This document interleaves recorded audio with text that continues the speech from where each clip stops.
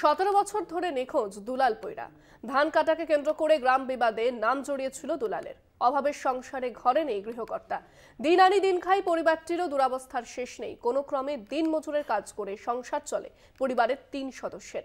রুটি রুজির লড়াইয়ে প্রতিনিয়ত বাবাকে খুঁজে চলেছে ছেলে। বেড়ার ঘর আর ভাঙাচোরা অ্যাসবেস্টাসের চাল, গোবরে নিকোনো উঠোনে ছড়িয়ে ছিটিয়ে গৃহস্থালির টুকিটাকি। 17 বছর ধরে দুলালের খোঁজ না পাওয়ায় মাথায় আকাশ ভেঙে পড়েছে পরিবারটির। অভাবের সংসারে কিভাবে দুবেলা খাবার জুটবে তাই ছিল লাখ টাকার প্রশ্ন।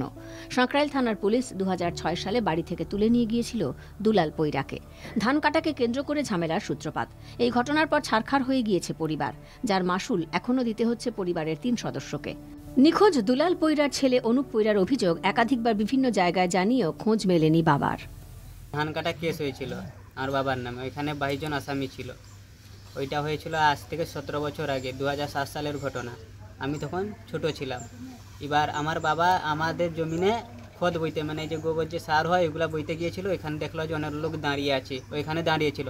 এবার ওইখান থেকে কে নামও ঢুকিয়ে দিয়েছে এই কেসে, যে করে আমার বাবাকে রাত্রে পুলিশ এসে করে ধরে নিয়ে গিয়েছে, গিয়ে করে আর ওর কোনো খোঁজ খবর মেলেনি। জামিন পাওয়া সত্ত্বেও দুলাল পৈরার খোঁজ পায়নি পরিবারের লোক। পুলিশ প্রশাসনকে কাঠগড়ায় তুলেছেন নিখোঁজ দুলাল পৈরার স্ত্রী সবিতা পৈরা। দিন মজুর করতে যাই, মাঠকে যাই, মাটি টাটি বই, দেখি এরকম করে সংসার চলছে আর কি। আপনার বাড়িতে কে কে রয়েছে? আমি, আমার ননদ, একটা বড় দিদি আর আমার ছেলে। মেয়েরাকে ভিক্ষার মতন ভিক মেঘে বিয়ে দিয়েছি গরিব করে। অভাবের সংসারে কখনো বেলুন বিক্রি তো কখনো দিনমজুরের কাজ করে মাধ্যমিকের গণ্ডি টপকেছে লড়াকু অনুপ। তারপর অর্থের অভাবে পড়া হয়নি। রুটি রুজির লড়াইয়ে প্রতিনিয়ত বাবাকে খুঁজে চলেছে ছেলে। সাঁকরাইল থেকে অরূপ ঘোষের রিপোর্ট, কলকাতা টিভি।